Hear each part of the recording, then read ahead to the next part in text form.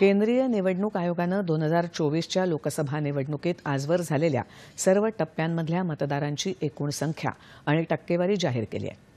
मतदान केंद्रांवर झालेल्या मतदानाची आकडेवारी आयोगाच्या ॲपवर कायम उपलब्ध असते आणि वेळोवेळी ती अद्ययावतही केली जाते असं आयोगानं म्हटलं आहे. मतदान केंद्रांवर असलेल्या पोलिंग एजंट्सकडे फॉर्म 17C द्वारे दिली गेलेली आकडेवारी कोणीही बदलू शकत नाही असंही आयोगानं स्पष्ट केलं आहे.